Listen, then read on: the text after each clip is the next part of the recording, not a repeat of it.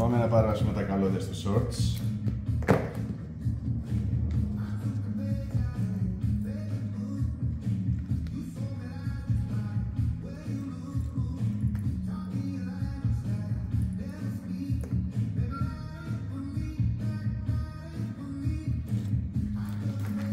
Πρώτα περνάμε όλη την καλωδίωση, ασφαλίζουμε στο μήκος που θέλουμε για να πιάσει πάνω στο shorts και να έχουμε τον αέρα, και μετά παίρνουμε τα κόκκινα που είναι όλα για δεξιά, βρίσκουμε το πιο κοντό που έχει το πράσινο από πίσω, τη βούλα, και μπαίνει στους γλουτούς εσωτερικά, ακούμε το χαρακτηριστικό κλικ.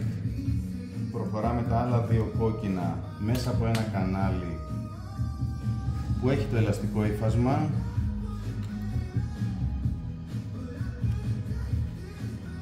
Απλά και ωραία. Το κοντό που έχει και την κόκκινη βούλα από πίσω, στο κόκκινο καλώδιο, πηγαίνει στο δικέφαλο μοιραίο, οπότε το περνάμε από πίσω και ακούμε πάλι το κλικ.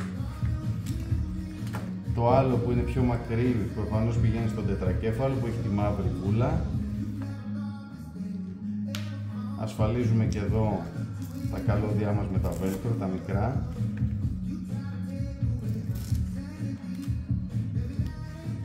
Είμαστε έτοιμοι. Και κάνουμε το ίδιο και για τη αριστερή μεριά, το πράσινο Bluetooth. Σιγουρευτείτε ότι ακούγεται το κλικ και ότι κουμπώνει σωστά.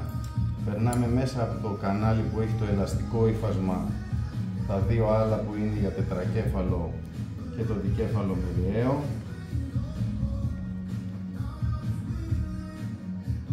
Ωραία.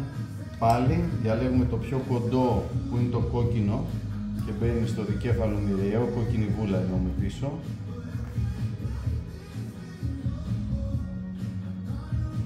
Ακούμε πάλι το θόρυβο, το χαρακτηριστικό κούμπομα. Περνάμε και στο τετρακέφαλο, το πιο μακρύ. Ασφαλίζουμε με τα velcro τα μικρά. Electron EMS, πέρασμα καλωδίων στο shorts.